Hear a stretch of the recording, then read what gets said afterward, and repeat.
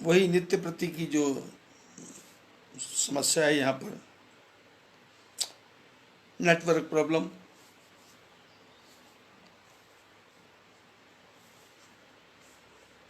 जो ठाकुर जी की इच्छा,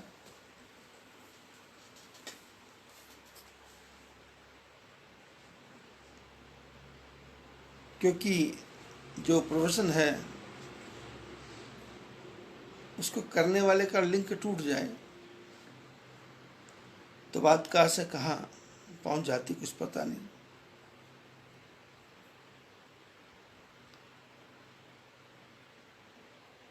राम अयोध्या छोड़ करके जंगल में आ गए और ये सोच के नहीं आए कि वनवास जाना है, ये विचार करके आए, माता को बोल के आए कि पिता दीन मोहि कानन राजू।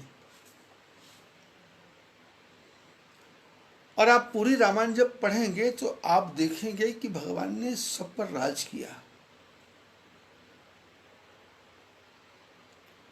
भगवान राम जब जंगल में गए हैं तो उनको देवता भी मिलने आते थे, महात्मा भी मिलने आते थे, और कोल की रात भिल्ल बनचारी, कोल की रात भील बन में रहने वाले सब आते थे। और भगवान राम सबसे मिलते थे और सब पर राज किया, सब पर शासन किया।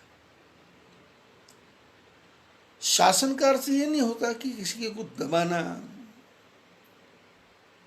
किसी को अपने बस में करना या किसी पे प्रेशर डालना।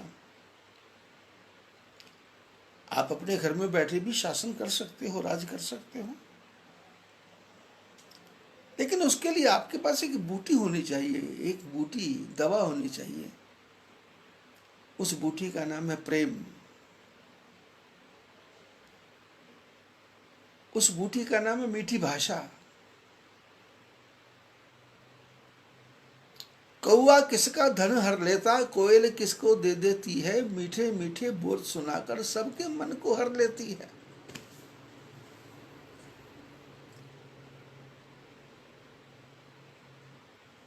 कौआ काला है, कोयल काली है। कौआ किसी का धन नहीं चुराता, कोयल किसी को देती नहीं है, लेकिन कौए की काँव काँव अच्छी लगती है, कोयल की वाणी मीठी से अच्छी लगती। ऐसी वाणी बोलिए मन का आपा खोए, और उनको शीतल करे आपो शीतल होए। आपके मुंह से निकली जो भाषा है ये शब्द नहीं है, इसको शास्त्रों ने कहा शब्द ब्रह्म। आप सबके मुख से निकला हुआ शब्द ब्रह्म है। आपने जो बोल दिया वो आसमान में फैल गया, वो अंतरिक्ष में चला जाता है।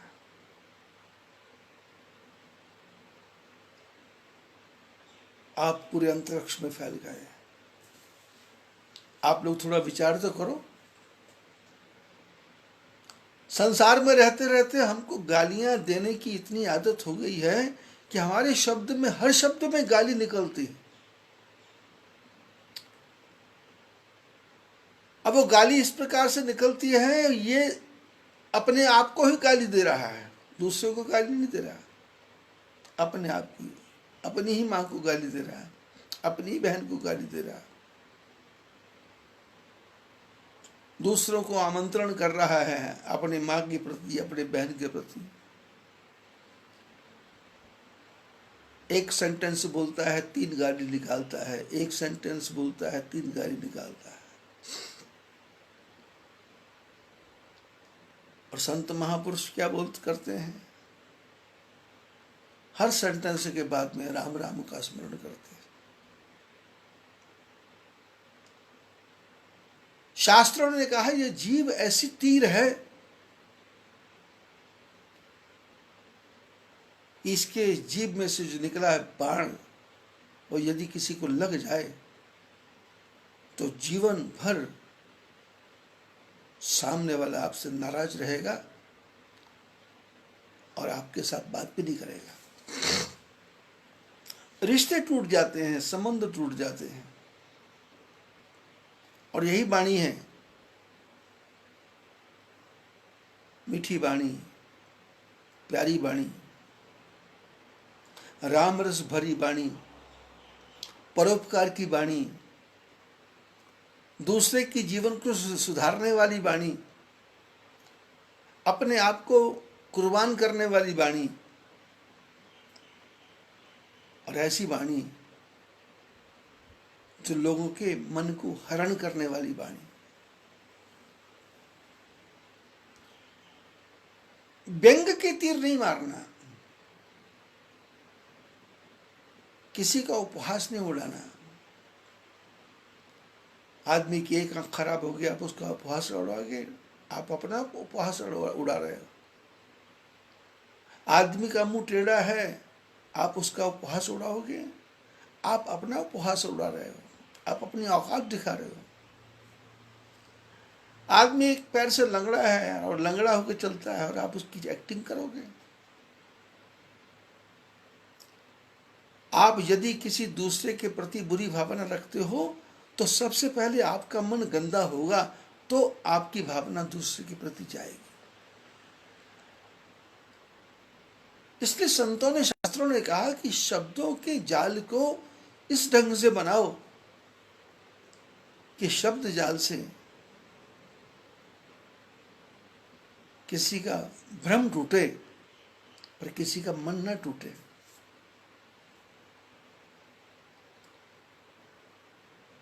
अरे हम सनातन धर्म में रहने वाले हैं, हम प्रातःकाल उठ के भगवान का स्मरण करने वाले हैं, धरती उठ के सुबह उठ के धरती पर धरती को झुक करके प्रणाम करने वाले हैं। और प्रातःकाल उठ करके कराग्रे वसते लक्ष्मी, करमध्ये सरस्वती, करमूले च गोविंद, प्रभाते कर दर्शनम। हम वो सनातन धर्म के लोग हैं जो स्नान करते हैं तो भी मंत्र बोलते हैं, भोजन बनाते हैं तो भी मंत्र बोलते हैं, नया कपड़ा पहनते हैं तो भी मंत्र बोलते हैं, घर के अंदर पैर रखते हैं तो भी मंत्र बोलते हैं, घर से बाहर जाएं तो भी मंत्र बोलते हैं। इस मामले में मैं गुजरात को बहुत सर्वोच्च राष्ट्र मानता हूँ, देश मानता हूँ, राज्य मानता हूँ। कोई भी परिवार ऐसा नहीं है जिन्होंने एक सूत्र नहीं पकड़ा हो। बेटी घर से जाएगी, मम्मी जय सिया राम, मम्मी घर से बाहर जाएगी, बेटी जय सिया राम, पिता जाएगा, पुत्र जाएगा, भाई जाएगा, मित्र जाएगा, जवाई जाएगा। और जो भी घर से जाएगा उसको ये नहीं बोलेंगे जाओ, उसको बोलेंगे आवजो, मैंने फिर दोबारा आना।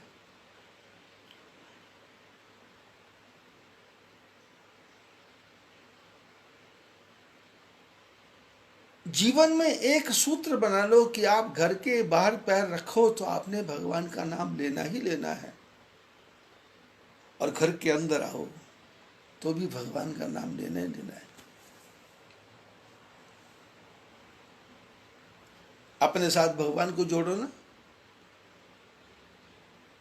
एक बार करके तो देखो। आप कभी, लक्ष्मी आपको छोड़ के कभी जाएगी नहीं, सुख आपको छोड़ के कभी जाएगा नहीं, दुख की छाया भी आपके ऊपर पड़ेगी नहीं। पर शर्त पहली यह है कि अपने को भगवान से जोड़ लो, अपने को भगवान से जोड़ लो। लेकिन हमने तो मित्रों को जोड़ा, संबंधियों को जोड़ा। यही फेसबुक है जिस पे आप सत्संग सुन रहे हैं। जो भी बनता है फ्रेंड बनता है, और मेरे पे मुसीबत आ जाए तो उस फ्रेंड का पता ही नहीं है कहाँ है, और जो फ्रेंड बना उस पर मुसीबत आ जाए तो मेरे को भी नहीं पता वो कहाँ है। बस फ्रेंड बने हुए, ये नहीं। मित्र जो ना मित्र दुख होए दुखारी, सो नर अवश्य नरक अधिकारी। जो मित्र के दुख से दुखी ना हो वो नरक का अधिकारी हो जाता है। राम के भाई लक्ष्मण जीवन भर भगवान का साथ देने को तैयार। राम की धर्म पत्नी जानकी जीवन भर साथ देने को तैयार, और भगवान राम सबका साथ देने को तैयार। भगवान ने आपको इतनी कीमती भाषा दी है, इतनी कीमती वाणी दी है कि आप इससे सारे संसार को वश में कर सकते हो। अब वश में करने का अर्थ ये नहीं कि उनका दोहन करना है, बस में करने का ये अर्थ नहीं कि उनसे ठगी करना है, बस में करने का ये अर्थ नहीं है कि उनको लूटना है, नहीं। जितना लोगों ने तुम्हारे को दिया उससे ज्यादा उनको वापस करो। वो आप हाथ के द्वारा भी कर सकते हो। आपके पास धन नहीं है तो भगवान ने आपको देने के लिए मना नहीं किया। आप शब्द ज्ञान दो, आप परमात्मा के नाम का दान दो, आप भगवान की भक्ति का सत्संग सुनाओ, लोगों के दिल को शांत करो। इससे बड़ा दान क्या हो सकता है। पिछले 11 अप्रैल से मैं लगातार 1 घंटा सत्संग करता हूं, क्योंकि यही सोचा था 1 घंटा सत्संग रोज करूंगा। और कभी कभी लहर में ऐसी लहर चलती है कि 1.25-2 घंटे भी हो जाते हैं, 1.5 घंटा भी हो जाता है, 1.25 घंटा भी हो जाता है, क्योंकि सरस्वती माता की कृपा वो जब बरसती है तो फिर बरसती बरसती बरसती रहती है। और मैं देख रहा हूं आप जितने लोग भी फेसबुक पे हैं वो 4 बजते ही टकटके लगा करके मोबाइल की तरफ देखते हैं। कुछ लोग अपने कंप्यूटर पर बैठ जाते हैं लाइव। 5-7 दिन में मैं ये कोशिश करने वाला हूं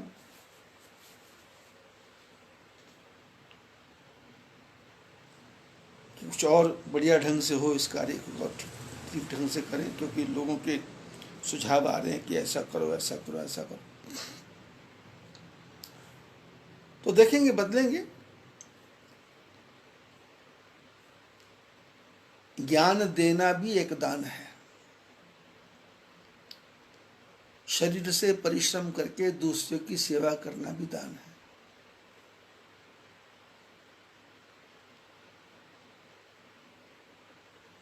अब कई लोग दान का उल्टा अर्थ कर लेते हैं, सेवा का उल्टा अर्थ कर देते हैं।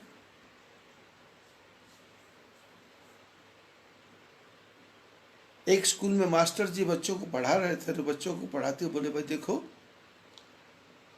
तुम लोग मनुष्य हो और तुम्हारा धर्म है लोगों की सेवा करना।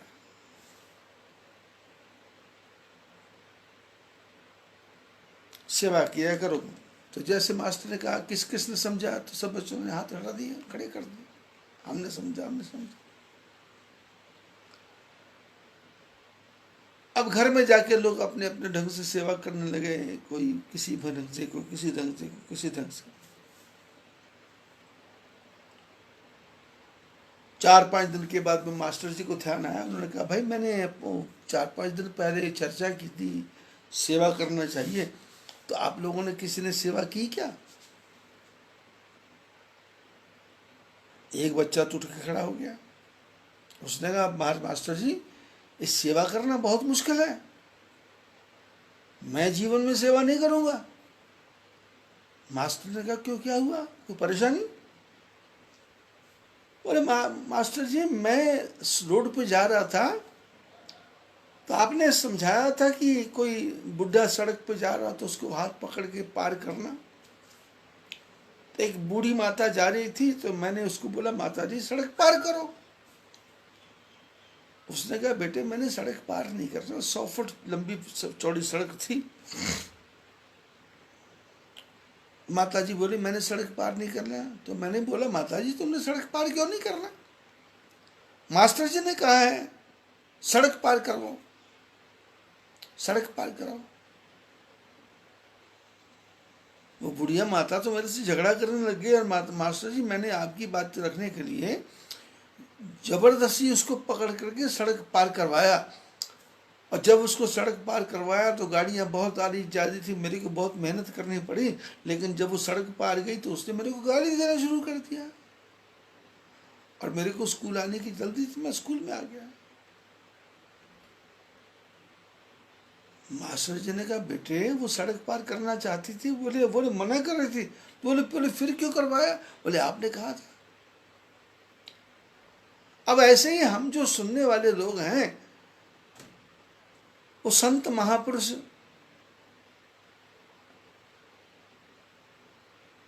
कथाकार क्या बात बोलना चाहता है, वो हमारी पकड़ में ही नहीं आती। हम उसको अपने ढंग से पकड़ के बैठ जाते हैं, और उस अच्छे काम को भी बुरे काम में बदल देते हैं।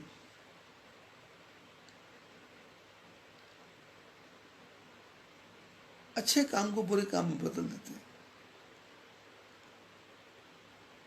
अब अच्छे काम संसार में बहुत है। जैसे मैं बता रहा हूं कि जीवन में निश्चय कर लो कि जितना भी तुमको क्रोध आए, तुम किसी को गाली नहीं दोगे। माँ की भी नहीं दोगे, बहन की भी नहीं दोगे, और किसी को भी सादा नहीं बोलोगे। ये मलिच्छ भाषा है, मलिच्छ गंदी भाषा है। ये साधुओं की वाणी नहीं है। साधुओं की वाणी है, आओ राम, बैठो राम, सो जाओ राम, विराजो राम। सबके साथ राम को जोड़ना है। और आपने सबके साथ माँ की गाली, बहन की गाली को जोड़ दिया।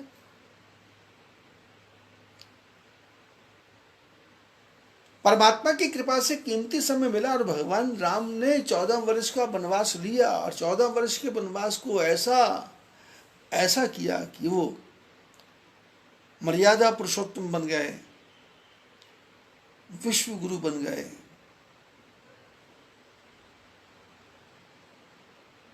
किसी की वस्तु को हड़पने की उन्होंने चेष्टा नहीं की। शबरी ने प्रेम किया तो उसके घर में जाके बेर खाते हैं,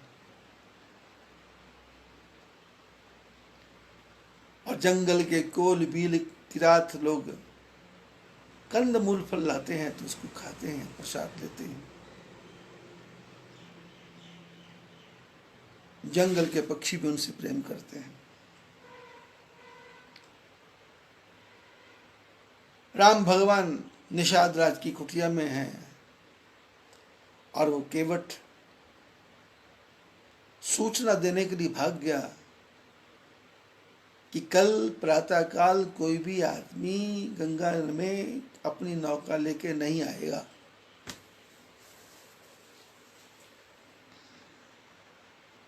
कैकेयी ने 2 वरदान मांगे।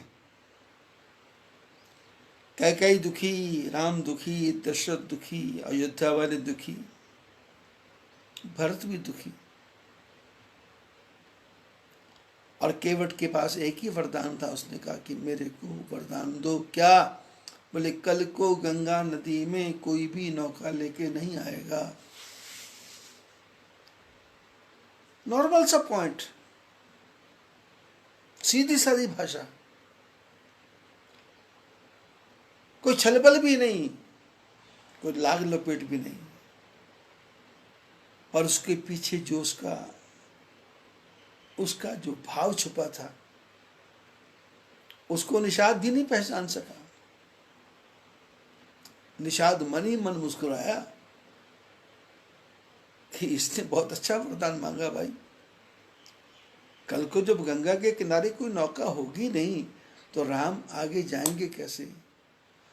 तो फिर मेरे को भी सिर नहीं झुकाना पड़ेगा, मैं बोल दूंगा भाई आज नहीं लोग आए, और इसी बहाने ठाकुर जी यहाँ रहेंगे।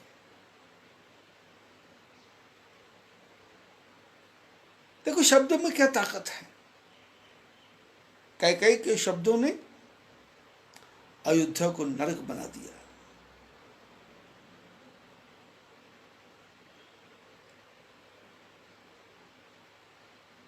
कुसंग का सुसंग का फल है ये। निषाद राज लक्ष्मण का सत्संग हो रहा है, उस सत्संग को केवट ने सुना, और सुनने के बाद में उसने जो निचोड़ निकाला, उसने कहा कि राम जी को गंगा के पार नहीं जाने देना है। और कैकेयी ने मंथरा का कुसंग सुना। मुंह के शब्द हैं, मंथरा के भी मुंह के शब्द हैं और केवट के भी मुंह के शब्द हैं, पर मंथरा के मुंह के शब्द निकले और कैकेयी ने समझे और उसका अनुसरण किया। उसका परिणाम हो गया अयोध्या नरक जैसी बन गई।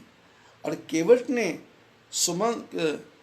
निषाद राज और लक्ष्मण जी का सत्संग सुना पास में बैठ करके, और उस पर अनुसरण किया, और वो बाहरी बन गई। निषाद राज प्रसन्न है।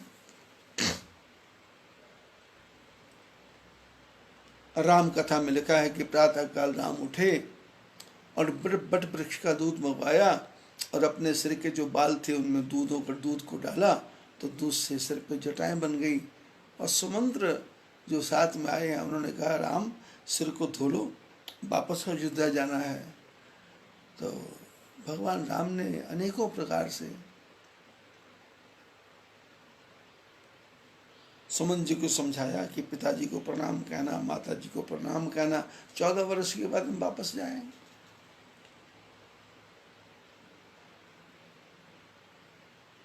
भगवान राम ने सुमंत्र को वापस भेजा।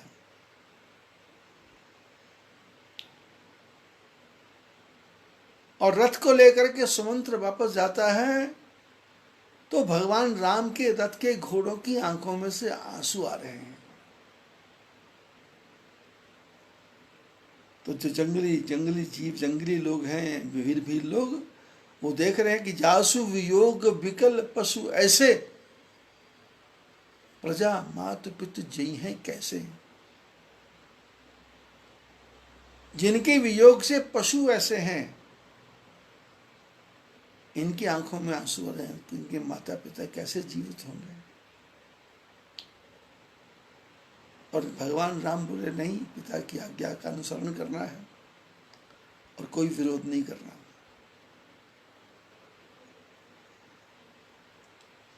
रात भर विश्राम किया। प्रातः काल सत्संग करते करते कहत राम गुण भाव अनुसारा, पूरी रात लक्ष्मण जी भगवान की कथा सुनाते रहे, क्योंकि लक्ष्मण रात भर सोए नहीं।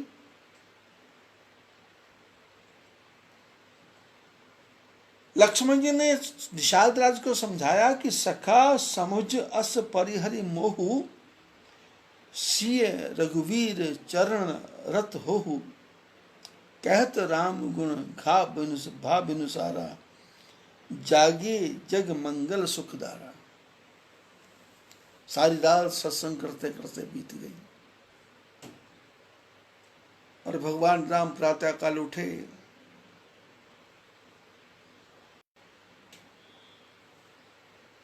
सुमन जी को वापस भेजा और निषाद राज को पता है कि भगवान राम गंगा पार जाएंगे, पर निषाद राज को कोई दुख नहीं है। भगवान ने कहा चलो चले, तो निषाद बोले जैसे ठाकुर जी की इच्छा। पर निषाद को तो पता है ना यार नौका फोका कोई नहीं है, तो जाएंगे कैसे, पार कैसे करेंगे।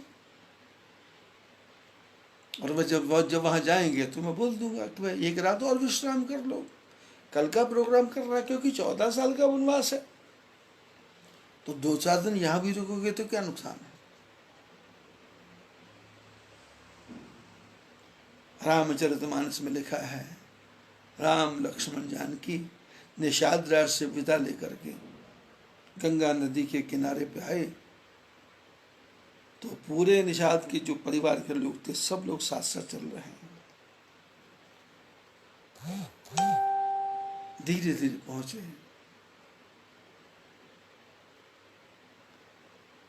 निषाद राज ओवर एक्टिंग कर रहा है, दिखा रहा है, पैर भारी हो रहे हैं। भगवान राम सहज वृत्ति में चल रहे हैं। और जब गंगा के किनारे आए तो देखा तो कुछ भी नहीं है, वहां तो अपार लंबी चौड़ी गंगा बह रही है। आप लोग कभी जाओ अयोध्या के रास्ते पंचवटी की तरफ, बीच में गंगा पड़ती है, तो वहां गंगा का पार्ट बहुत लंबा चौड़ा है, बहुत लंबा चौड़ा। हाथी हाथी डूबने जितना जल है किसी किसी जगह।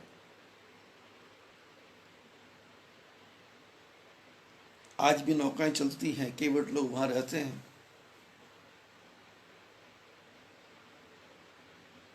क्योंकि मैंने अपने जीवन में गंगोत्री से लेकर के गंगा सागर तक पैदल यात्रा की,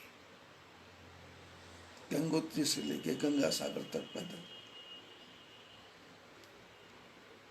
गढ़मुक्तेश्वर भी आया, गंगनानी भी आई, देवप्रयाग भी आया, ऋषिकेश भी आया, हरिद्वार भी आया, कनखल भी आया, गढ़मुक्तेश्वर भी आया, प्रयागराज आया, कानपुर आया,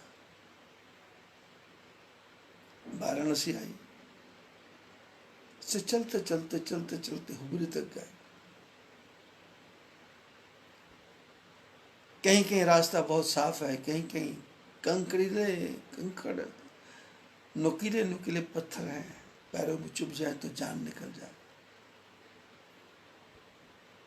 और उस समय धुन थी, जूता नहीं पहनूंगा, कपड़ा नहीं पहनूंगा, अवधूत बन के रहूंगा।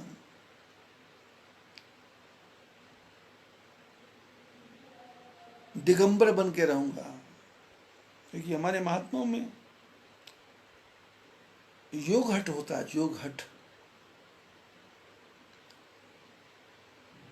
वस्त्र नहीं पहनना। प्रयागराज में 15-20 दिन बिना वस्त्रों के, सारे वस्त्र मैंने छोड़ दिए। वहां एक पंजाब के महात्मा थे, लवाणा वाले संत बोलते थे, वो दिगंबर थे। 110 वर्ष की उम्र होगी उनकी। प्रयागराज का कुंभ था तो मैं भी वहां पहुंचा, तो वहां झूसी के पास में मैंने जमीन में खड्डा खोद करके अपने लिए रहने की जगह बनाई।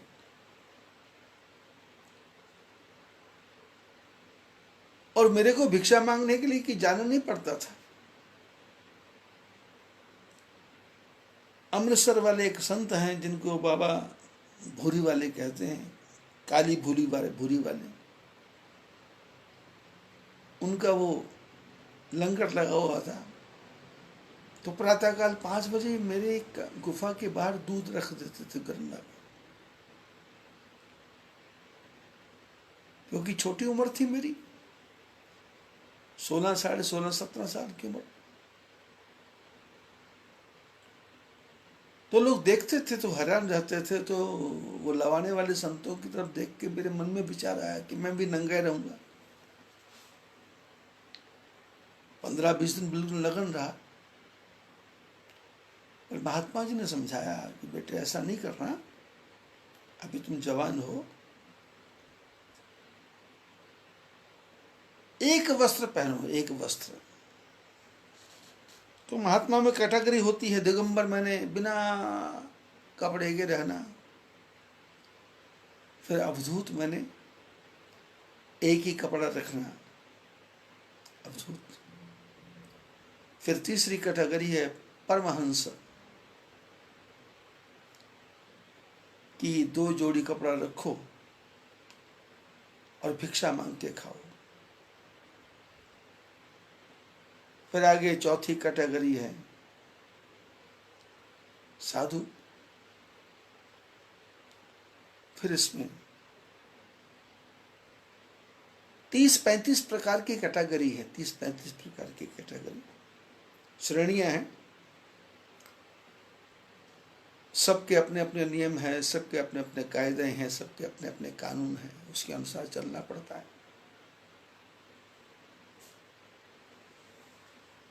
बचपन में था तो 10 दिन हुए या 15 दिन हुए, अब याद नहीं है मेरे को। फिर उन्होंने ज्ञान दिया तो मैंने एक वस्त्र पहना। फिर उसके बाद में पैदल पैदल चलते चलते गंगा सागर तक गए। तो मैंने देखा हुआ है कि गंगा नदी के किनारे कोई जगह ऐसी है, यहाँ पर हाथी के डूबने जितना भी पानी है, और मार्ग कंट का कीर्ण मार्ग है, कांटों से भरा हुआ, पत्थर भी कांटे जैसे लगते हैं। उसमें तो जूता भी नहीं पहनते थे हम लोग। जब मैंने संन्यास लिया तो मेरे संन्यास वाले दिन ही मेरे को कम से कम 20 किलो से ज्यादा कपड़े मिले होंगे। लोगों को प्रसन्नता हुई, कोई शॉल दे के गया, कोई लोई दे के गया, कोई कंबल दे के गया, कोई कपड़ा दे के गया। 20 किलो से ज्यादा मेरे पास कपड़े, कुछ गुरु महाराज ने दिए, और उसके बाद गुरु महाराज से कुछ अनबन से हुई, और रात के अंधेरे में गुरु महाराज को भी छोड़ के चला गया मैं।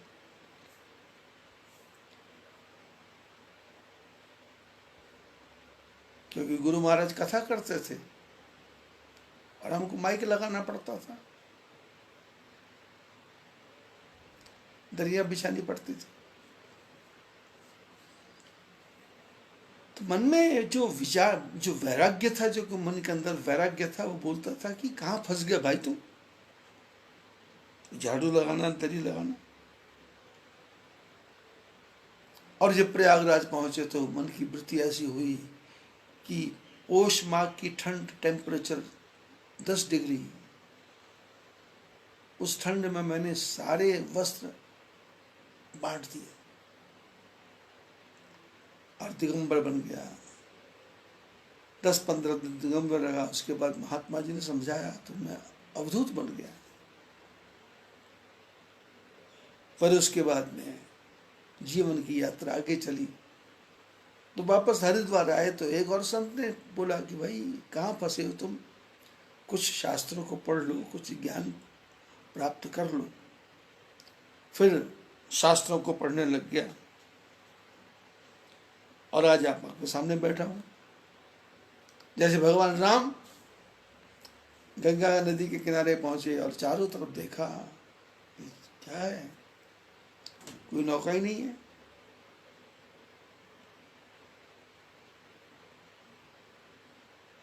राम जी ने देखा कि बीच नदी में कोई नौका खड़ी है।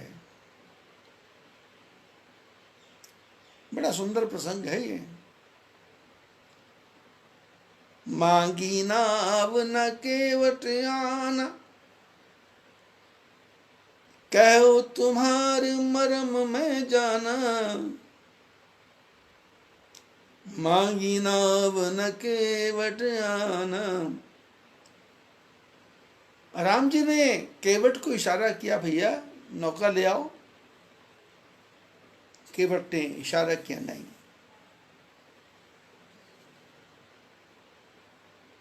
अब केवट तो निषाद राज का नौकर है, उसकी प्रजा का आदमी है। निषाद उसको डांटता, फटकारता, जोर से बोलता तो केवट को आना पड़ता। पर निषाद राज तो वचन में बंधा हुआ है।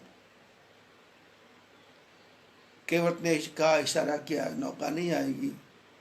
तो राम जी ने निषाद की तरफ देखा, भाई क्या बात है। तो निषाद ने धीरे से बता दिया कि प्रभु ऐसी ऐसी घटना रात को हो गई, अब आपसे क्या झूठ बोलना है। भगवान राम ने कहा, भाई केवट निषाद राज से बात करने के बाद केवट से कहा, भाई क्या बात है, तुम नौका क्यों डाला? तो उसने कहा, कहूं तुम्हारे मर्म मैं जाना। बोले मैं आपका भेद जान गया हूं। भगवान ने कहा, कैसे जान गया भाई?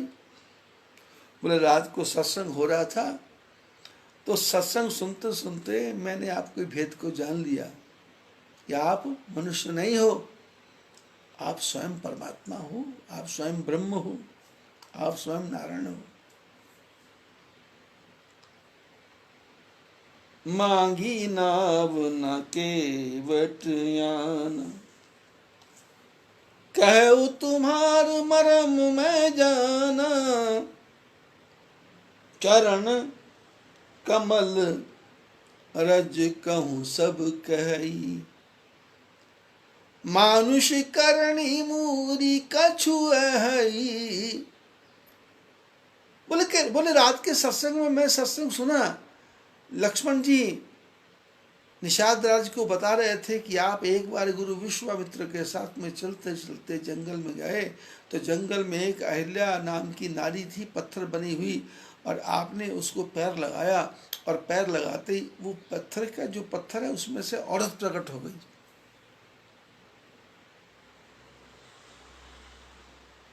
बोले सब लोग चर्चा कर रहे हैं कि चरण कमल रज कहूं सब कही, आपके जो चरण की कमलों का जो रज है, ये सब लोग चर्चा कर रहे हैं कि मानुष करणी मूरी कछु है ही, इसमें मनुष्य बनाने की कोई जड़ी बूटी है।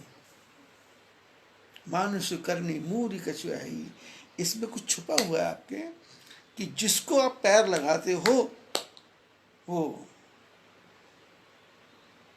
मानुष बन जाता है। और मैंने सुना है रात के सत्संग में कि छुअत शिला भई नारी सुहाई, आपने पैर लगाया तो पत्थर में से स्त्री प्रकट हो गई।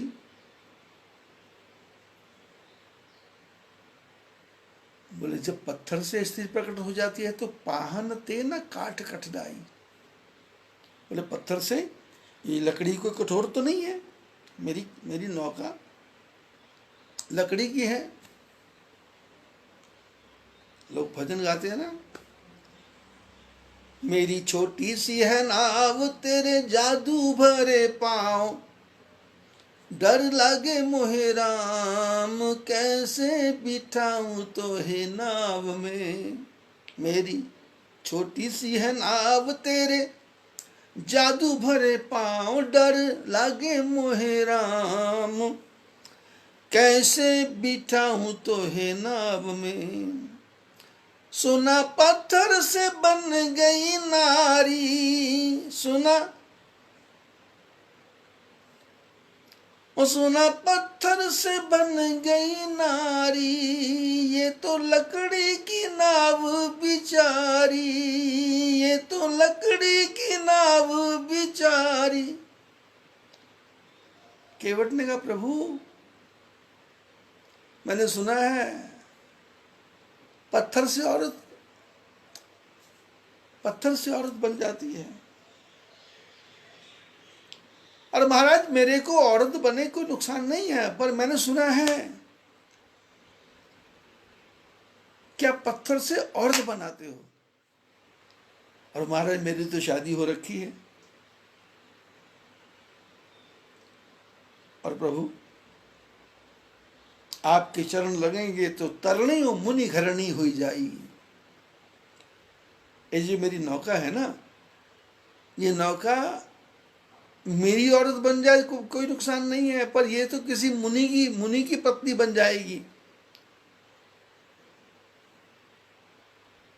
रामायण में कथा आती है कि जब भगवान राम ने पत्थर को पैर लगाया, उसमें से स्त्री प्रकट हो गई, तो जंगल में जो मुनि लोग रहते थे उन्होंने सोचा कि भाई एक एक औरत हम भी बना लें। तो जिस रास्ते राम जी जाने चाहते थे, लोग उस रास्ते छोटे छोटे पत्थर ला करके रख देते थे।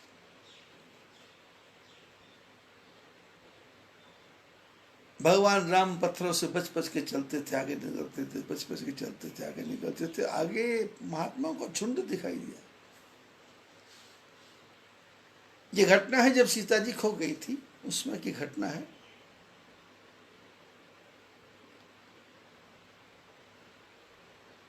राम जी महात्मा को पूछते, भाई आप लोग इतने इकट्ठे, बोले रास्ते में पत्थर पड़े थे, हमने वो ये वाला हमारा, ये वाला हमारा, ये वाला हमारा, आपने पैर क्यों नहीं लगाया?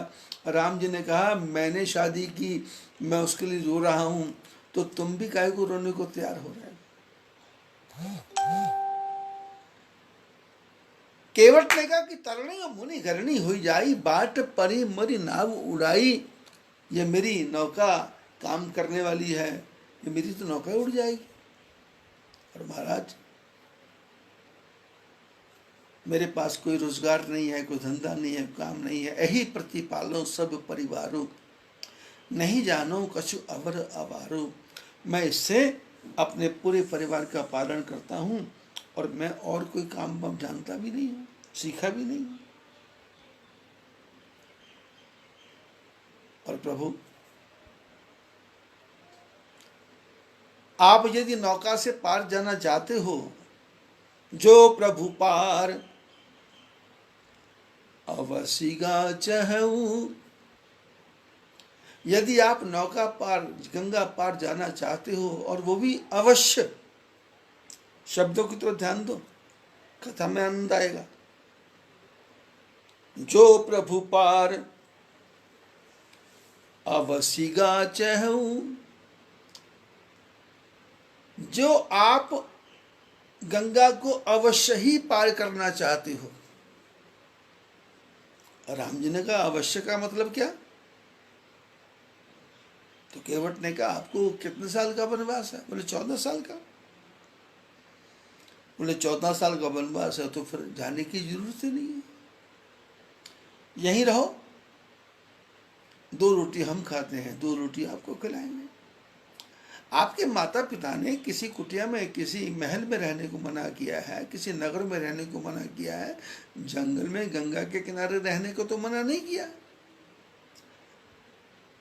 हम आपको छुपा के रखेंगे, गंगा पार करने की आवश्यकता ही नहीं है। और आप जब तक रहेंगे हम आपको दुखी परेशान नहीं करेंगे, आपको कोई कष्ट नहीं देंगे, आपकी सेवा करेंगे। जो प्रभु पार अवसिगा, यदि अवश्य ही पार करना है और मेरे द्वारा पार करना है, तो मोहे पद पद्म पखारन कहूं। आप मेरे को बोलो, मेरे को आवश्यकता नहीं है। आप मेरे को बोलो कि केवट मेरे चरणों को धो ले। जो प्रभु पार अवसिगा चहूं, तो मोहे पद पद्म पखारन कहूं। यदि तुम, आपको अवश्य पार जाना है तो आप मेरे को बोलो।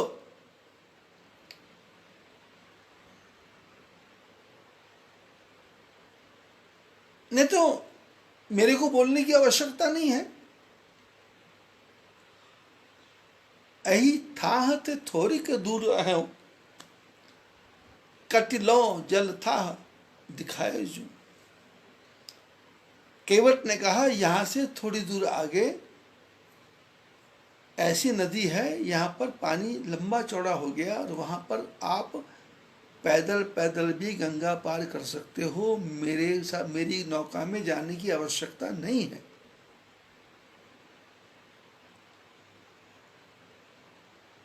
और मैंने सत्संग में सुना है कि ये जो गंगा निकली है, ये आपके चरणों से निकली है।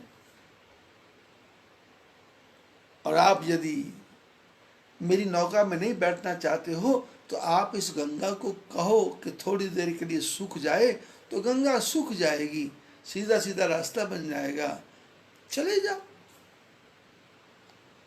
लेकिन मेरे द्वारा जाना है।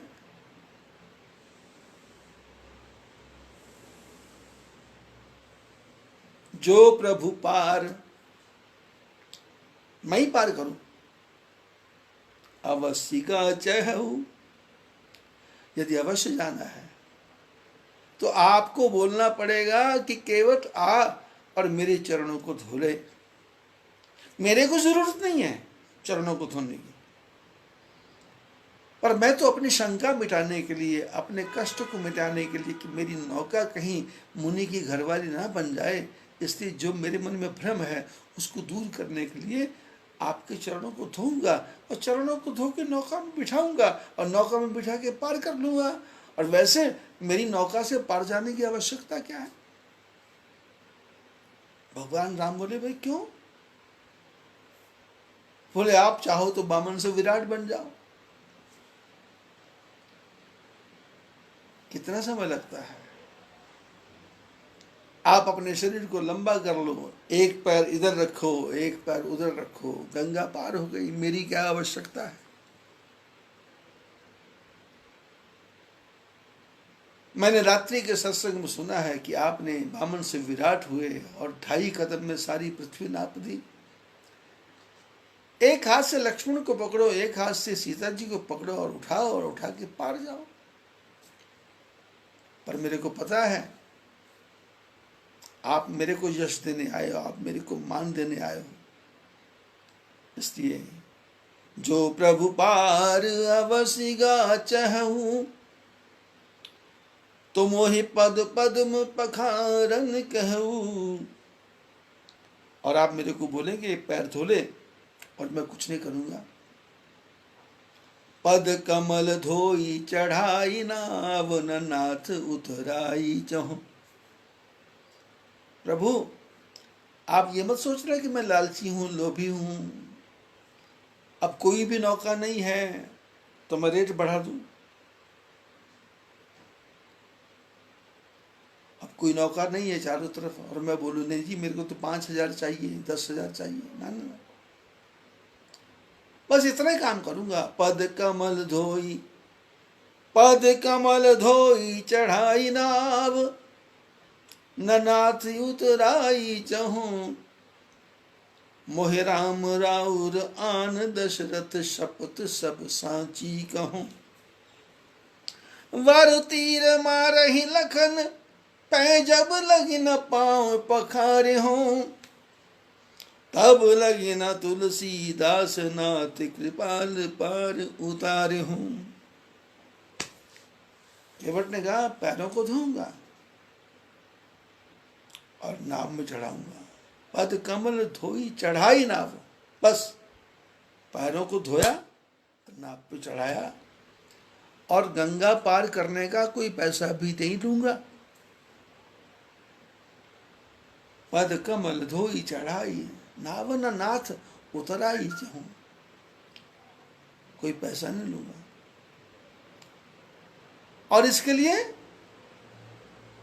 मोहे राम राउर, मेरे को राम की कसम, आन दशरथ, दशरथ की तरफ आन हाथ करके बोलता हूं। शपथ सब सांची का हूं, मैं शपथ खा के बोलता हूं। लक्ष्मण जी ने केवट की बातें सुनी टेढ़ी मेढ़ी तो गुस्सा आ गया। केवट ने अपना सोचा कि इसका काम ही कर देता हूं मैं, तो अपने बाण की तरफ हाथ बढ़ाया तो केवट ने कहा देखो देखो देखो देखो, ये वर तीर मारहि लखन। ये आपका भाई लक्ष्मण मेरे को चाहे तीर मारे, वर तीर मारे लखन, पै जब लग न पाए पखारे हों। और मेरे को ये तुम धौंसबाजी मत दिखाओ, ये मेरे को क्रोध मत दिखाओ, मैं डरने वरने वाला नहीं हूं। राम जी ने मन ही मन पूछ लिया भाई क्या बात है, कोई हमारा तुम्हारा पुराना परिचय है क्या? बोले मैं लक्ष्मण को पिछले जन्म से जानता हूं। आप शेष शैया पे सोते थे और महात्मा लोग आपका दर्शन करने आते थे और उसी उसी समुद्र में मैं कछुआ था।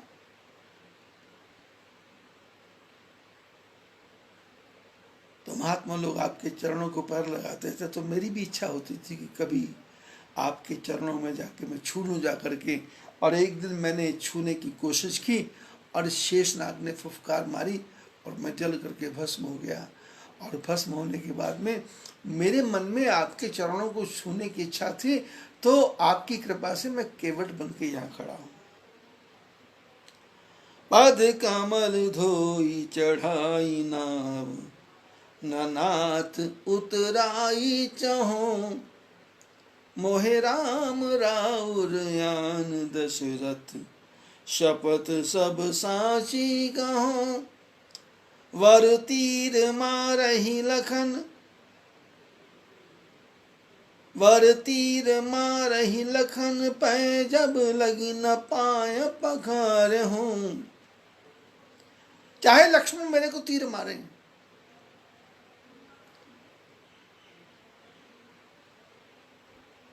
और मेरा कितना अच्छा सौभाग्य होगा, मैं गंगा के बीच में खड़ा हूं। लोग जब मरते हैं तो परिवार वाले बोलते हैं ये मरने वाले के मुंह में गंगा जल डालो, और ये लक्ष्मण जी तीर मारेंगे और मैं तो गंगा के बीच में मरूंगा, तो मेरे से भाग्यशाली कौन। शास्त्र और संत कहते हैं राम राम कहते कहते अपने प्राणों को त्यागना, इतना तो करना स्वामी, जब प्राण तन से निकले, गोविंद नाम लेकर मेरे प्राण तन से निकले। तेरा नाम निकले मुख से, मेरे प्राण निकले सुख से। उस वक्त जल्दी आना, नहीं नाथ छोड़ जाना। पूरे संसार के लोग कामना करते हैं कि जब प्राण निकले तो भगवान का नाम राम मुख से निकले, और ये लक्ष्मण मेरे तीर मारेगा और मैं राम जी का दर्शन करते करते मरूंगा। इससे बढ़िया मेरा सौभाग्य कहाँ होने वाला है। वारु तीर मारहि लखन, पै जब लगी न पाय पखार हूं। प्रभु कैसी कृपा है, लक्ष्मण जी कहाँ हाथ लेके जा रहे हैं बाण के ऊपर, और ये मेरे को डरा रहे, अरे मारो। अरे मैंने तो सुना है कि यदि किसी के सामने किसी की मृत्यु हो जाए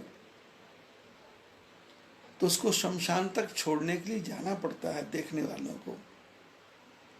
मैं कितना सौभाग्यशाली होऊंगा, मैं मरूंगा और मेरी शमशान यात्रा में लोग राम नाम सत्य करते करते लाश को लेके जाते हैं, और मेरी तो शमशान यात्रा में स्वयं राम जाएंगे। इससे बड़ा और सौभाग्य क्या हो सकता है। वर तीर मारहि लखन, पै जब लगी न पाय पखार हूं। तब लगी न तुलसीदास नाथ, कृपाल पार उतारे हूं। बोले जब तक पैर नहीं धोऊंगा तब लगी ना, तब तक तुलसी, तुलसी मैंने तुमने तुम्हारे को, मैंने लक्ष्मण को, और सी मैंने सीता जी को। तुलसी तुलसी तुमने राम जी को, मैंने लक्ष्मण को, मैंने सीता जी को। तब लगी ना तुलसीदास नाथ, कृपाल पार उतारे।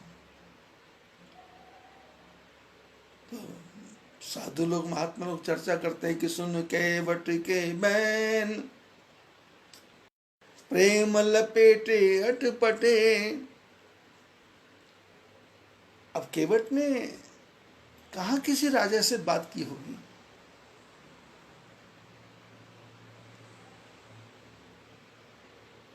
कोई गांव का आदमी शहर में आ जाए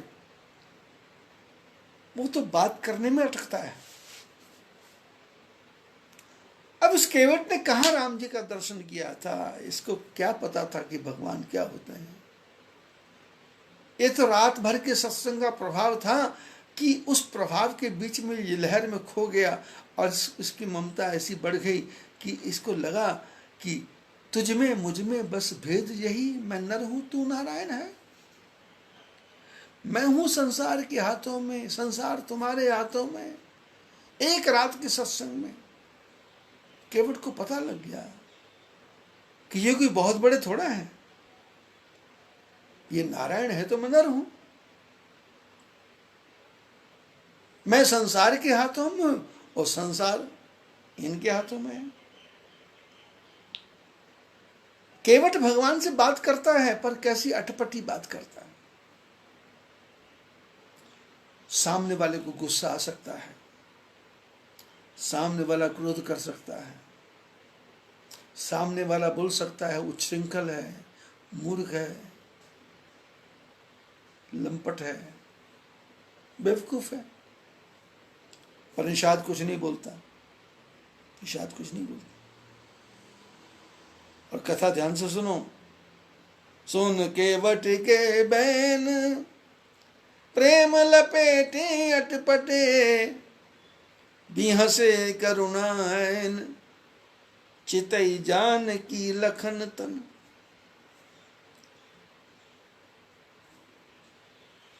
राम जी ने केवट की अटपटी वाणी बोली और बड़े सुंदर ढंग से जोर जोर से हंसने लग गए।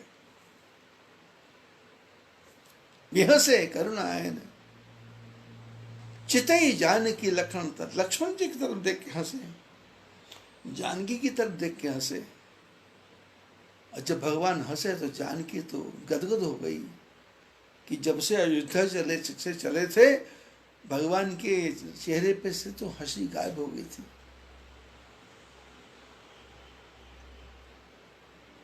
क्योंकि कभी कभी जो साथ में लोग होते हैं उनकी वजह से भी एक एक्टिंग सी करनी पड़ती है। नहीं तो साथ वाला बोलता हमको तो इतना दुख है, इनको तो कोई दुख ही नहीं। भगवान राम लक्ष्मण जानकी जंगल में जा रहे हैं, लक्ष्मण भी दुखी हैं, वनवास हो गया। और सीता जी मनी मन तो विचार आते ही है कि भाई देखो राज मिलना था तो छोड़ दिया, नारी स्वभाव है। तो भगवान राम बार बार पिताजी की चर्चा करते जंगल में जाते जाते, जिससे रास्ता भी पास हो जाए और पत्नी को और भाई को भी एहसास ना हो कि भाई छूट गया तो अच्छा हो गया। नहीं तो कहीं सीता जी बोल दे कि आपने अच्छा किया, इनको छोड़ना ठीक था। ऐसे लोगों के पास रहने से क्या फ़ायदा, जैसे घरों में लोग करते हैं। पड़ोसी भी आके हवा भरना शुरू कर देते हैं कि तू निकल निकल घर से, इसी में भलाई है। ये सास तो तेरी सास के पास तो कोई बहू टिकी ही नहीं है, इसके यहाँ से किसी की बनती नहीं है, इस तरह निकलना। राम जी मर्यादा पुरुषोत्तम है, हर प्रकार की मर्यादा का पालन करना जानते हैं।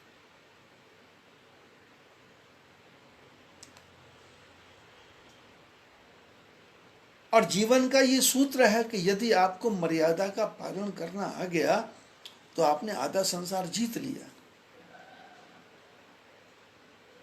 संसार को क्या जीतना है, मन जीते जग जीत। अपने मन को जीत लिया तो जग को जीत लिया।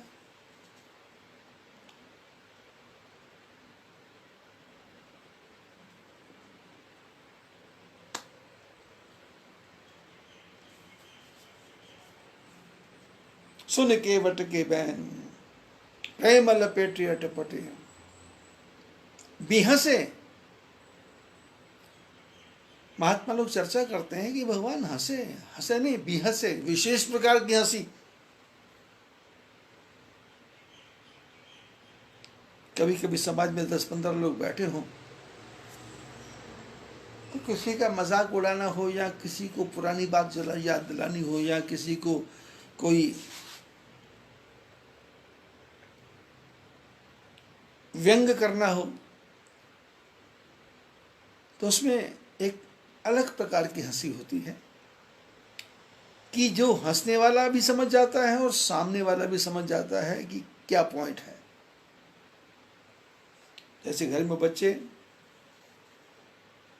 माँ बात करे तो समझ जाते हैं कहाँ बात चलने वाली है, बाप बात करे तो समझ जाते हैं क्या कहाँ बात चलने वाली है। तो भगवान राम जब हंसे तो बेहंसे, क्यों बेहंसे? भगवान राम लक्ष्मण जी को इशारा करते हैं, लक्ष्मण तू मेरा छोटा भाई,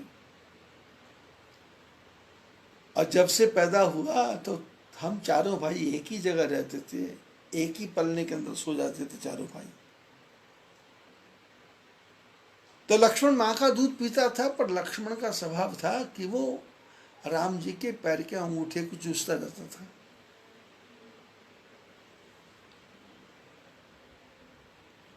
और जब तक वो अंगूठा नहीं चूसता था पैर का तो उनको चैन नहीं आता था।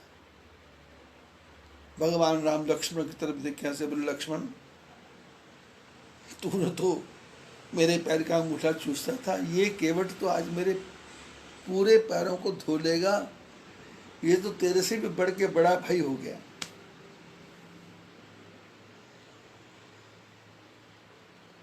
रामायण में एक कथा आती है कि जब भगवान राम जी का विवाह हो गया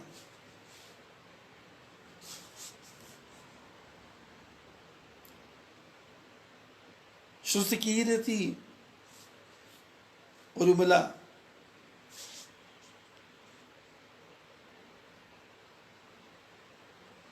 चारों भाइयों का 4 पत्नियों के साथ 4 लड़कियों के साथ शादी हो गई, और शादी करके राम लक्ष्मण भरत शत्रुघ्न अयोध्या में आए। और अयोध्या में आए तो राम जी लक्ष्मण जी का स्वभाव था कि हमेशा राम जी के कमरे में जाके निवास करते थे। राम जी से अलग जिंदगी में नहीं सोए कभी। अब विवाह हो गया तो फिर अलग अलग महल मिले, राम जानकी अपने महल में, और रात्रि का समय हुआ तो लक्ष्मण जी महल में घुस रहे थे, सामने माता जानकी मिली। जानकी ने कहा, लक्ष्मण तुम कहाँ? बोले, प्रभु के साथ सोऊंगा। सीता जी ने कहा कि तुमने शादी देखी, उस विवाह में राम तुम्हारे नहीं रहे, तुम्हारे माता पिता ने राम जी को मेरा बना दिया, और मेरे को मेरे माता पिताजी ने राम का बना दिया। अब हमारा तुम्हारा संबंध क्या है कि तुम अपनी पत्नी के पास रहो और राम के पास मैं रहूंगी, इसलिए अब इधर सोना नहीं है, अपने महल में जाके सो।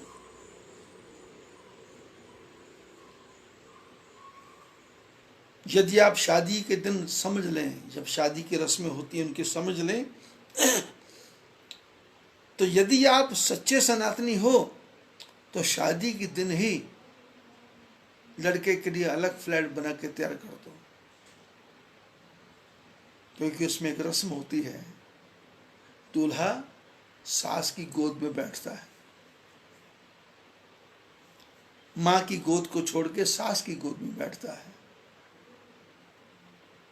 और इस गोद से उठने के लिए कुछ ना कुछ इनाम लेता है। जो लड़की की माँ है वो बलिहार करती है, पैसा ऊपर से बार के ब्राह्मणों को दान करती है कि आज से मेरा बेटा हो गया, मेरी बेटी का पति हो गया, इसलिए ये मेरा हो गया। सीता जी ने लक्ष्मण को कहा कि देखो भाई, तेरी पत्नी उर्मिला है और मेरे पति राम है, इसलिए अपने अपने बाहर से विदा कर दिया। लक्ष्मण जी तो उर्मिला के यहाँ गए ही नहीं, और मन में चोट ऐसी लगी कि कई दिन तक भगवान का दर्शन करने नहीं आए। बहुत दिनों के बाद में राम जी ने देखा तो लक्ष्मण का तो बुरा हाल है, शरीर सूखता जा रहा है।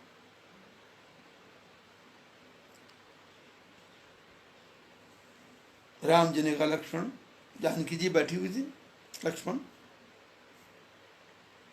ये क्या हाल बना रखा भाई, ये कमजोर क्यों हो गया तू इतना। तो लक्ष्मण फूट फूट कर रो पड़े, बोले भैया सीता भाभी ने कहा है कि राम मेरे नहीं हैं, राम इसके हैं, और ऐसे तो मैं मर ही जाऊंगा। जानकी जी के मन में दया आ गई। राम जी ने सीता जी की तरफ देखा, बेटी बोली बोलो क्या बोलना है। तो सीता जी ने कहा देखो लक्ष्मण, ऐसा करते हैं, आज से एक पैर राम का तुम्हारा और एक पैर मेरा, एक पैर तुम्हारा और एक पैर मेरा। राम जी लक्ष्मण जानकी, चितई जानकी लखन तन जानकी, लक्ष्मण दोनों की तरफ देख के हंसे कि तुम तो एक एक पैर के लिए लड़ रहे थे, ये केवट तो कहता दोनों चरणों को धोऊंगा, तुम्हारे से बड़ा तो ये केवट है। और कई महापुरुष कथा सुनाते हैं कि राम जी सीता जी की तरफ देख के हंसे, बोले जानकी तुम्हारे पिताजी ने मेरे चरणों को धोया तो मैंने हाँ की कि मैं तुमको अपनी पत्नी मानता हूं। तेरे पिताजी ने चरणों को धोया तब तू मेरी हुई, मेरे को तू मिली तो मैंने पैर धोने दिए, पर ये तो कुछ दे भी नहीं रहा है और मेरे दोनों पैर धोने की चेष्टा कर रहा है। तो चितई जानकी लखन तन, लक्ष्मण खुश हो गए, जानकी खुश हो गई। शंकर भगवान कहते पार्वती कृपा सिंधु बोले मुस्काई, सोई कर यही तब नाव न जाई। हंसने मुस्कुराने के बाद में भगवान राम मुस्कुरा के बोले, पहले तो बिहसे और फिर जब केवट से बात की तो मुस्कुराए। कृपा सिंधु बोले मुस्काई, सोई कर यही तब नाव न जाए, बोले वही कर ले जिससे तेरी नौका न जाए। केवट ने कहा ये क्या भाषा हुई, सोई कर मतलब यदि मेरे करने की बात पूछते तो मैं तो चाहता हूं आप गंगा पार करो ही नहीं, यहीं रहो, दाल रोटी खाएंगे, हरि के गुण गाएंगे। गंगा के किनारे किनारे बहुत लंबा जंगल है, घूमते रहेंगे, 14 साल बीत जाएंगे। भगवान ने कहा सोई कर का मतलब है कि मैं कहता हूं कि यदि पैर धोने से काम चलता तो पैर धो ले, और यदि मेरा सिर धोने से काम चलता तो सिर भी धो ले। कृपा सिंधु बोले मुस्काई, सोई कर यही तब ना बनना चाहिए। तो केवट ने कहा क्या करूं, बोले जल्दी कर, बेगी आन जल, गंगा जल है ये नदी, गंगा जल बह रहा है, बेगी आन जल, ये पानी ने जल ले, और पाए पखारू, मेरे पैर धो, हो तो विलंबना,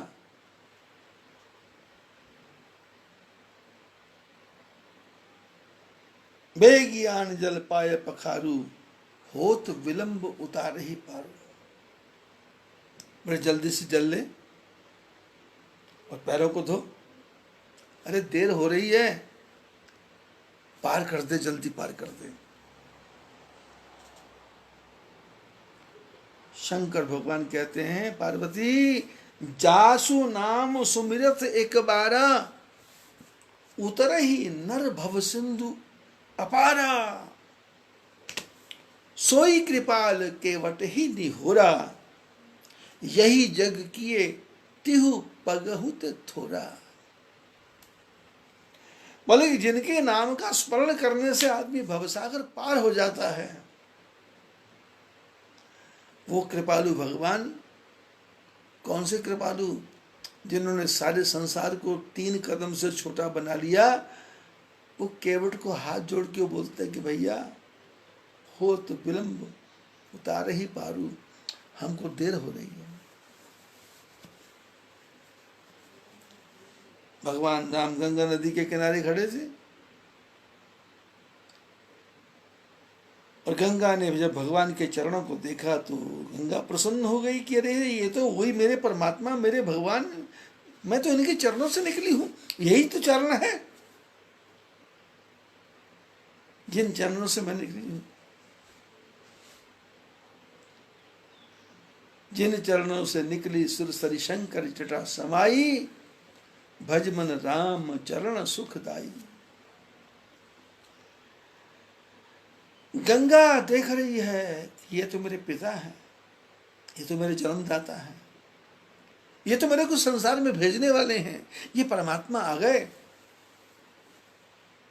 और केवट जल लेगा, इनके चरणों को धोएगा। लेकिन रामायण की लाइन आप जब ध्यान से पढ़ोगे तो आपकी बुद्धि के सारे भ्रम दूर हो जाएंगे। पद नख निरखी देव सरी हर्षी, चरणों को देख करके गंगा खुश हो गई।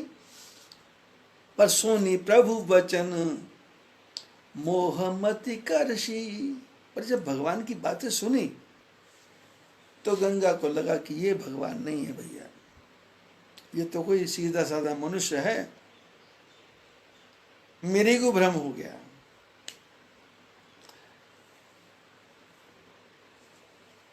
भगवान की भजन से, भगवान से कितनी जल्दी दूरी हो सकती है इसका पता चलता नहीं है। ये तो आप लोग शुक्र करो, परमात्मा का धन्यवाद करो कि आपको भगवान के भजन का मौका लगा और उस परमात्मा ने मेरी बुद्धि को घुमाया और मेरे को प्रेरणा दी कि लॉकडाउन है, 2-2 गज की दूरी नहीं।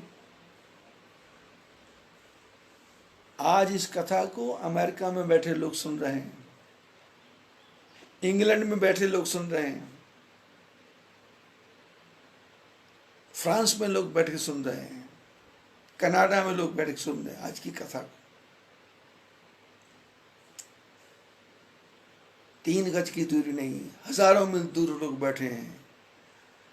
और भगवान ने एक मशीन दी है, भगवान ने कहा, भगवान ने प्रेरणा दी, भगवान ने बुद्धि घुमाई कि चल प्रेमानंद उठ, 1-1.5 घंटा सत्संग सुना दे, तेरा क्या बिगड़ जाएगा। और जो सुनने वाले हैं वो गदगद हो रहे हैं और ठाकुर जी की कृपा से मेरे को भी नए नए विचार आ रहे हैं। ये रामायण मैंने कई बार पढ़ी है, लेकिन इसमें क्या गहराई है यह पता लग रहा है मेरे को। एक एक लाइन में गहराई है, एक एक लाइन में।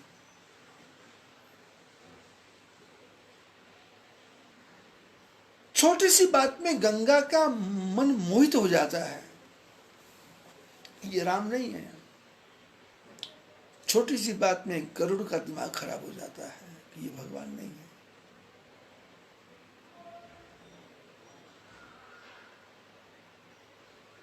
क्योंकि ये मन चंचल है। पद नख निरखी देव सरी हर्षी, सोनी प्रभु वचन मोह मति करशी। और कथा बड़ी सुंदर है। केवट राम रजाया सुपावा, केवट राम रजाया सुपावा। केवट ने राम जी की आज्ञा ली और नौका को गंगा के किनारे लाया और गंगा के किनारे नौका को बांधा और बांध करके नौका के बीच में जो लकड़ी का कठौता था उसको उठाया और कठौता लेकर के घर की तरफ भागा। राम लक्ष्मण जानकी खड़े। भगवान ने क्या कहा कि बेगी आन जल, जल्दी कर, जल लिया, चरण को धो ली। केवट ने गंगा से जल नहीं भरा, केवट ने नौका को गंगा के किनारे बांधा नौका के बीच में एक कठौता होता है जिससे पानी जब नौका में के भर जाता है तो उसको कठौते से पानी को बाहर फेंकते हैं। तो उन्होंने वो कठौता उठाया और कठौता उठा करके सीधा घर की तरफ चला और पानी कठौता भरी ले आवा। घर से जाके पानी भर के लाया। गंगा के किनारे हजारों लोग खड़े थे और देख रहे हैं केवट की मूर्खता। और वो कठौता तो ले आया, साथ में घरवाली को भी ले आया, साथ में अपने बाल बच्चों को भी ले आया।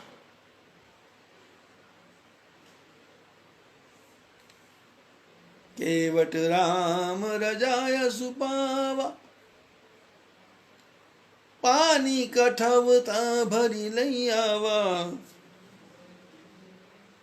अति आनंद उमगी अनुरागु, अति आनंद उमगी अनुराग, चरण सरोज पखारन लागा। केवट ने राम जी की आज्ञा पाई और नौका में से कठौता उठाया और कठौता लेके अपने घर की तरफ गया और घर से पानी भर के लाया और आकर के भगवान के चरणों को धोने लगा पत्नी के साथ में। और कैसे धो रहा है? अति आनंद उमगी अनुराग,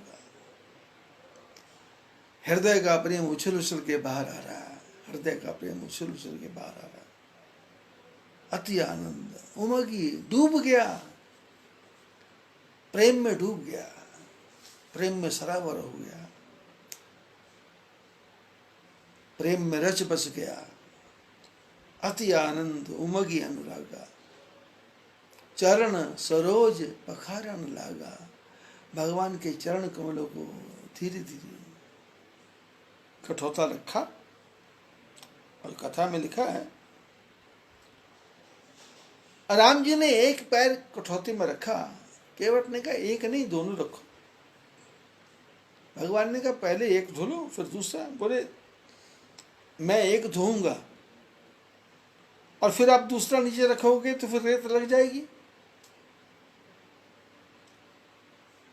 अब रेत लगेगी तो आपके पैर में तो कोई चमत्कार नहीं है ना।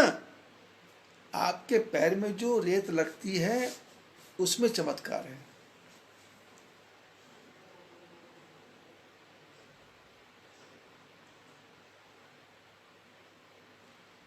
मैंने कहा था पद कमल धोई चढ़ाई नाथन नाव। दोनों पैरों को धोना है और पैरों को धोने के बाद में जमीन पे नहीं रखना है। और आपने नौका पे नहीं चढ़ना, मैंने आपको अपने कंधे पे उठा करके नौका में बिठाना है।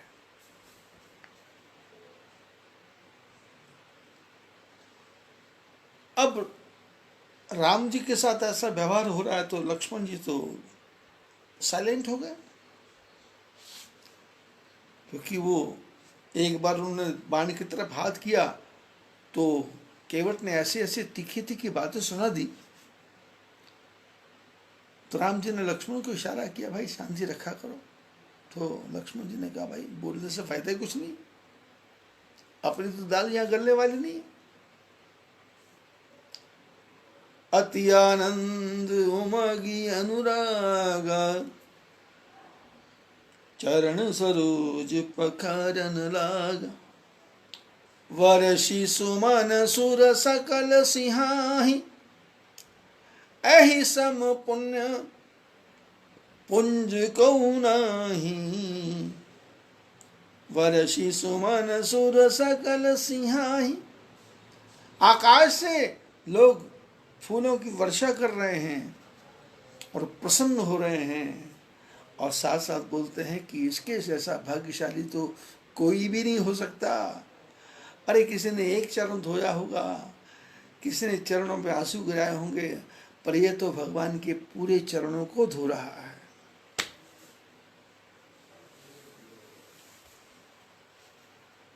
संत विचार करते हैं कि केवट जब केवट चरण धो ही रहा था तो एक दूसरे निषाद ने कहा, केवट अरे तू घर गया था तो ये लकड़ी का कठौता लेके क्यों गया? घर से सोने की परात लाता, चांदी की परात लाता, लोहे की परात लाता।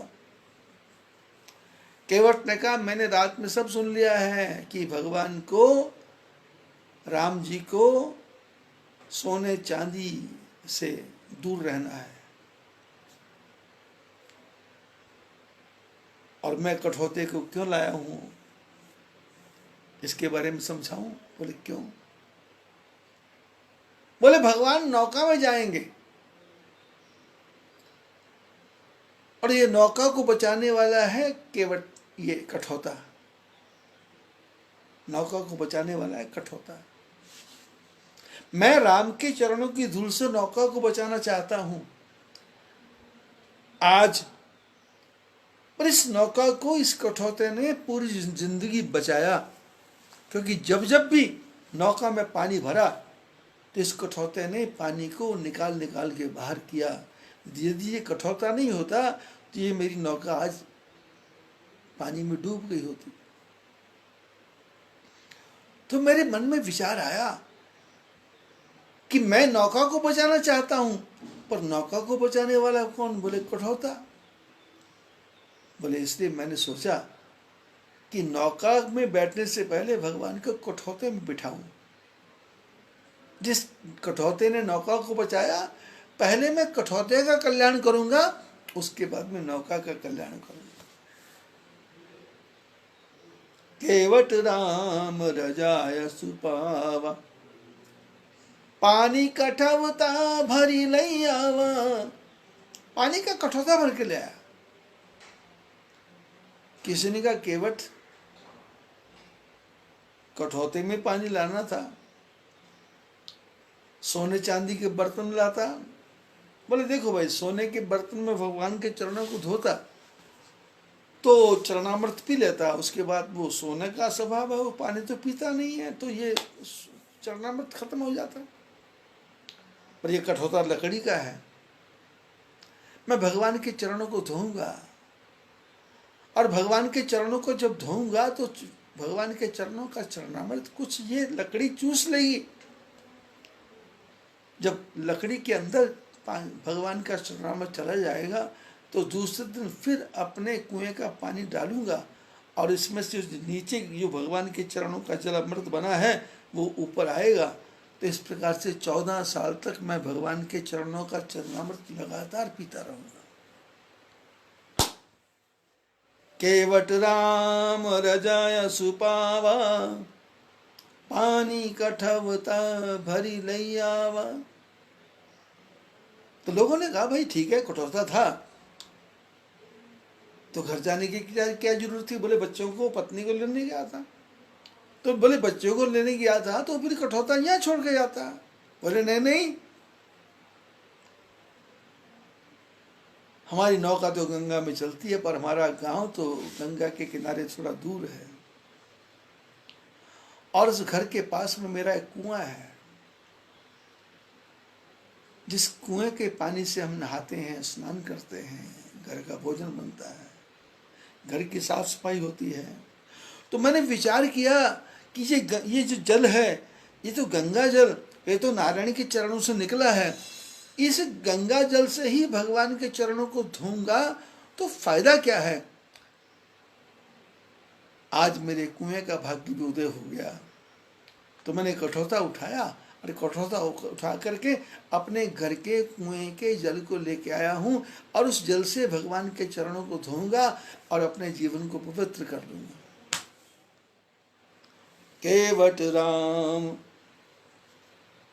रजाय सुपावा, पानी कठवता भरी लई आवा। पानी का कठौता भर के लाया और भगवान को बोला चरणों को रखो, दोनों चरण रखो। भगवान ने दोनों चरण रखे, और केवट धीरे धीरे धो रहा है, अति आनंद।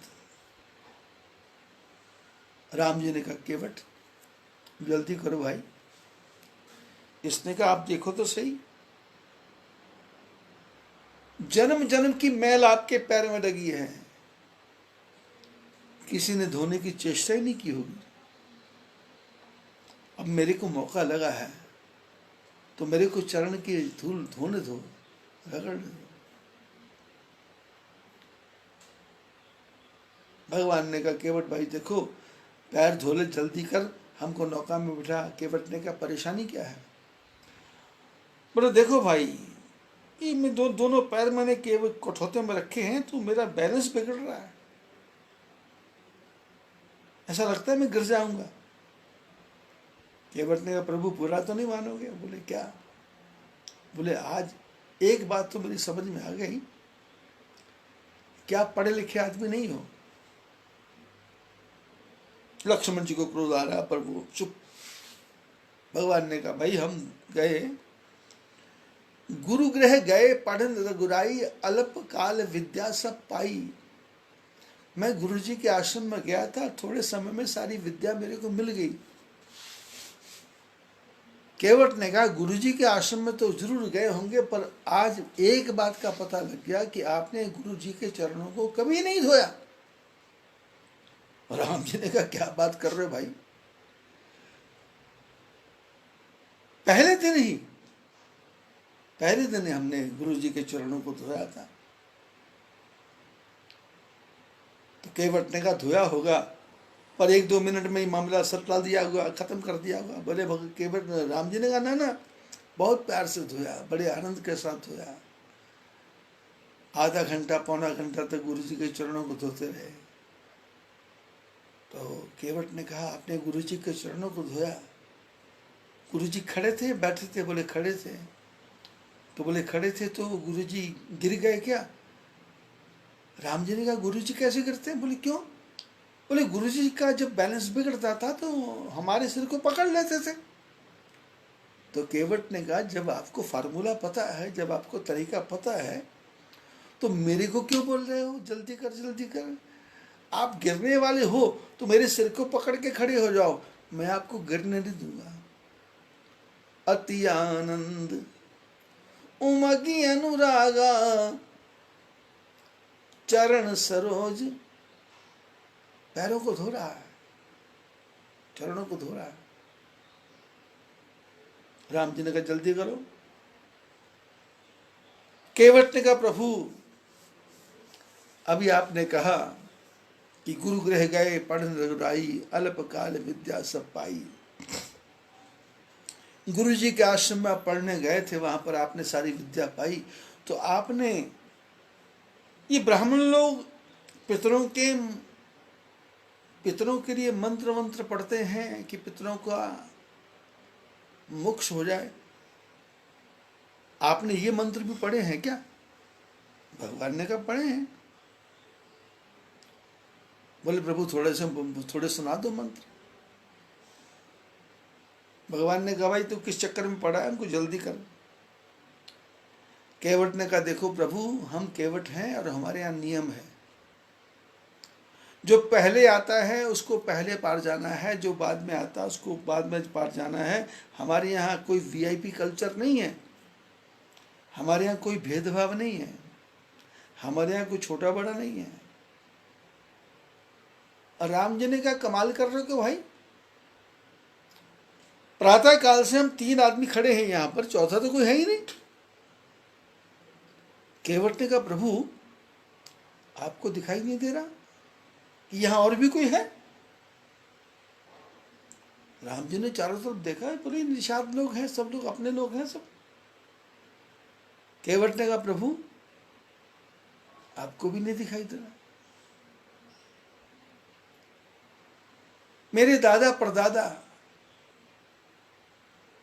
आपके चरणों का चरणामृत लेने के लिए कई जन्मों से इंतजार करते करते यहाँ खड़े हैं, इसी घाट पे खड़े हैं।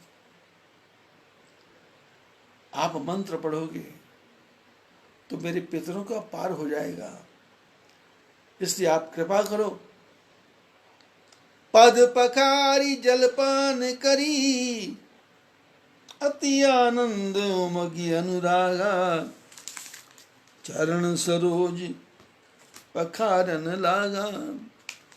वर्षी सुमन सुर सकल सिहाही, अहि सम पुण्य पुंज को नाही। देवता पुष्प वर्षा करते हैं, केवट भगवान के चरणों को धो रहा है। धोते धोते केवट ने भगवान से बोला, मंत्र बोलो। भगवान ने मंत्र बोले, पिता का नाम बोलो, माता का नाम बोले, दादा का नाम बोलो, परदादा का नाम बोलो, कुल गुरु बोलो, गोत्र बोलो। तो केवट धीरे धीरे नीचे बोलता जा रहा है। भगवान पूछना, भाई तू क्या कर रहा? बोले, एक साधारण पंडित आपके मंत्रों का जप करता है तो कल्याण हो जाता है। स्वयं परमात्मा पितरों के कल्याण के मंत्र पढ़ रहे हैं, तो क्या मेरे पितरों का कल्याण नहीं होगा? तो रामायण में सुंदर मंत्र लिखा, पद पखारी जल पान करी। भगवान के चरणों को धोया, और भगवान के चरणों का जो चरणामृत बना ना, उसने अकेले ने नहीं पिया। पद पखारी जल पान करी, आप सहित परिवार। अपने पूरे परिवार को बुला लिया था कि आज भगवान के चरणों का चरणामृत बटने वाला है। आओ आओ आओ, चरणामृत ले लो, ले लो रे कोई राम का प्यारा, शोर मचाऊं गली गली।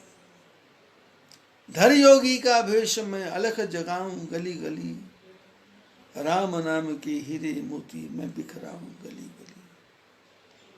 जिस जिसने ये मोती लूटे वो सब माला माल हुए, दुनिया के जो बने पुजारी आखिर वो कंगाल हुए।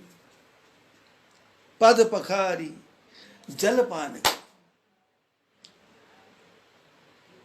गंगा किनारे विचित्र स्थिति पैदा हो गई।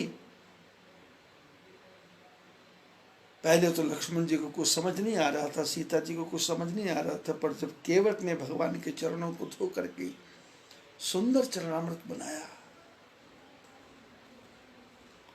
तो सीता जी के मन में भी आ गया कि ऐसा चरणामृत तो आज तक हमने कभी देखा ही नहीं।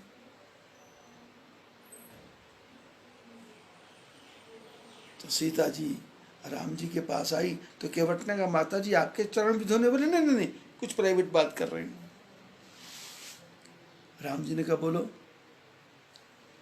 सीता जी ने कहा, आपके चरणों का चरणामृत हमको भी मिलेगा क्या?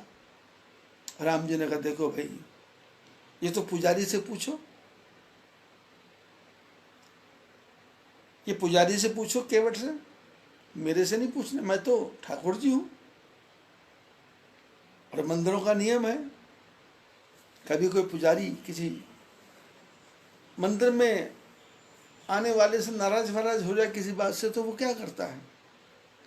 पुजारी पूजा करे और मन में राखे आठ, बाल भोग भीतर धरे, और चरणामृत बांट। अब पुजारी के मन में कपट आ गया या बुराई आ गई या कोई विक्षोभ आ गया, तो पुजारी देखता है कि ये इसको तो प्रसाद नहीं देना आज, मन में आठ रखता है, तो क्या बाल भोग अंदर अंदर धरे, केसर का हलवा, केसर के चावल अंदर धरे, और चरणामृत बांट। तो राम जी ने सीता जी को कहा, केवट से बात करो। सीता जी ने अधिकार के साथ केवट को बोला कि केवट भाई साहब, ये भगवान के चरणों का चरणामृत। केवट ने कहा, माता जी ये चरणामृत सबको मिलेगा, पर लोग लाइन में खड़े हैं ना, तो आप पीछे लाइन में जाके कहीं खड़े हो, जब आपका नंबर आएगा तो आपको भी भगवान के चरणों का चरणामृत मिलेगा। सीता जी भी लाइन में लग गई, लक्ष्मण जी भी लाइन में लग गए। पद पखारी जल पान करी, आप सहित परिवार। सबको जलपान कराया, और उसके बाद भगवान ने मंत्र पढ़े, और इसने अपने पितरों को भी पार कर दिया। पितर पार करी, पहले अपने परिवार को पार किया, फिर अपने पितरों को पार किया। पितर पार करी, प्रभु ही पुनि मुदित गयो लई पार। सबको पार करने के बाद में ये भगवान को पार लेंगे। यदि आपके जीवन में भगवान के नाम का सहारा आ जाए तो एक ही पॉइंट से आप अपने सारे काम सुधार लोगे। लेकिन शर्त यह है कि आपका मन उस तरफ लगता है क्या, आपका मन उस तरफ जाता है क्या। अब केवट ने और क्या क्या किया ये कल के प्रसंग में बताने की चेष्टा करेंगे।